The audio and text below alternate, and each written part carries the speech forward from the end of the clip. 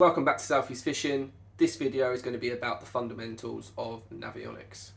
So we're going to go through installing the app, creating markers, finding wrecks, viewing all sorts of different ground. We're also going to download the map so we can use them offline. We're going to select all our different preferences in the settings, whether you want it to display in knots or kilometers per hour, miles per hour, and there's all sorts of different things that if you tweak it within the app, it will make your experience a lot better. And I just want to share them with you, so once you have the app installed, you don't feel a little bit lost. You know exactly what you want to do, and this will help you find the marks that you're looking for when you're out on your boat or your kayak. So enjoy the video, make sure you leave a like, comment and subscribe, and I'll see you at the end.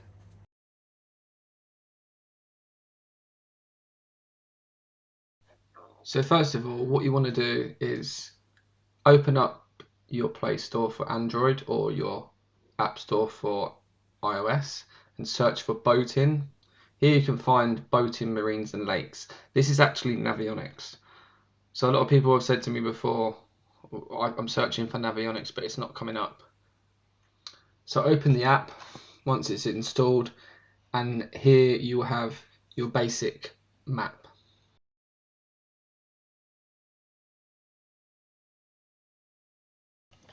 So what you want to do is you want to select the area that you wish to download the maps for. So to download your maps, all you do is you select the menu button, scroll down and click download maps.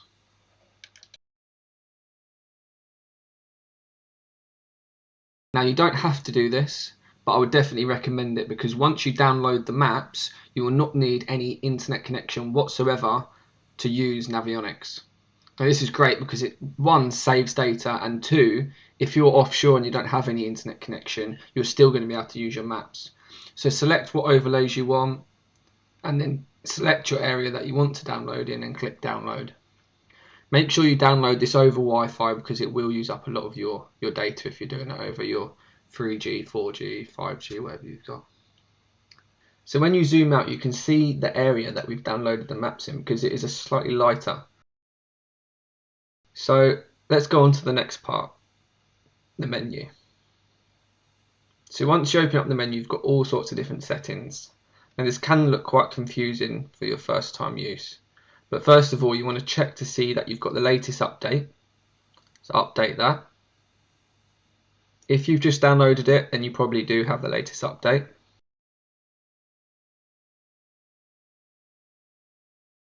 Next, you want to go into your settings.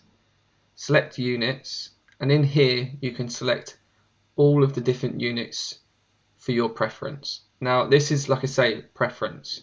I prefer the distance in miles, the depth in feet, speed in miles per hour, as you can see on here.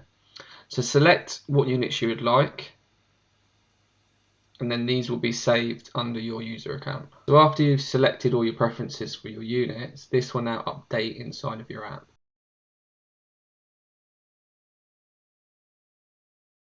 Let's have a look at some area around here. Now at the moment we don't really have any very interesting overlays enabled on this device. Now you can see here there is a wreck, but you can't really see much about the information. So what we want to do is we want to enable some different layers. So at the moment we've got the nautical chart and no overlay. You can see there's lots of other different options, but we're going to focus on just the map options. So we select the sonar chart layer, which gives us slightly more detail about all the contour lines, and then my favourite is relief shading. So once you've enabled these two, you can see we get much more detail. This gives you the contour lines, but it also gives you different colours of the map. So as you can see, the darker areas are where the contour lines are a lot closer together. This means that there is a slight change in the seabed.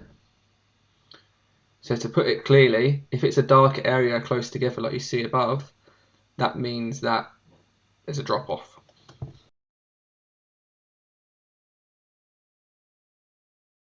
So let's have a look at this bit of ground here. You can see it starts at 125 feet and then it slowly goes down down, down, down, and down. Now you can see we're on the dark bit, so it's really deep. And that's because it's going down really steep, almost like a cliff, underwater cliff, okay? So it goes down and down and down. And then when it gets to the lighter blue, it starts to go back up and up and up. So what this suggests here is there's actually like a huge gully going through there. So you can imagine it starts at like 100 feet, goes down to 250 feet, then comes back up to 100 feet. So the tide there will be absolutely ripping through.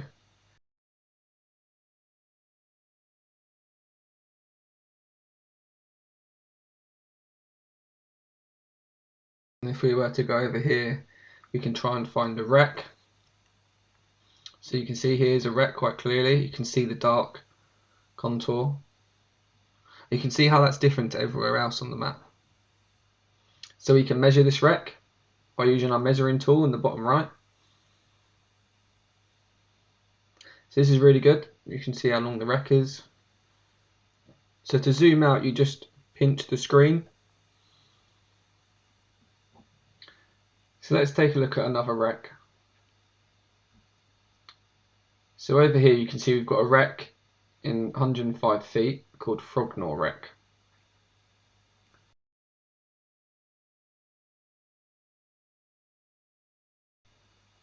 Now if you select the question mark icon, you can see it gives us a lot more information. It gives us its location, it gives us its distance from your actual GPS location. You can share this mark if you wish to. But what you want to do is you want to select the marker icon. When you select the marker icon, you can give it your own name. So let's just call it Southys Wreck. It's not my wreck, but you get the gist. And then we can select an icon.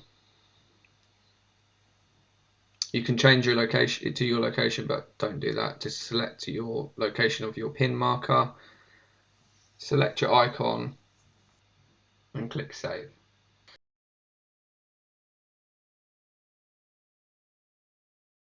So what we're going to do now is we're going to use the measuring tool, and we've zoomed right out, and if we click the measuring tool, it will give us 2 pins.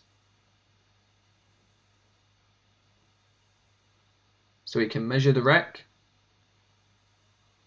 but what we can also do is we can measure the distance from the wreck to the shore, which is really, really handy. So if you're launching from that beach, you want to know how far away the wreck is, you know straight away it's 4.4 miles.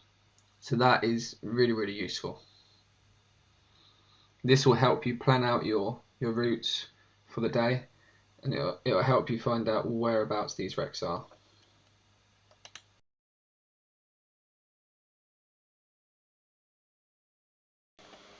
So if you saved a marker, like a wreck, and you're not sure where it is, you can tap the menu button, click on markers, and then there you can see Southys Wreck. So if you select that, it will take you directly to where your marker was set. And this is a quick and easy way to find out where any of your markers are that are saved. The only thing is you need to remember the name. So make sure you save the name of the icon.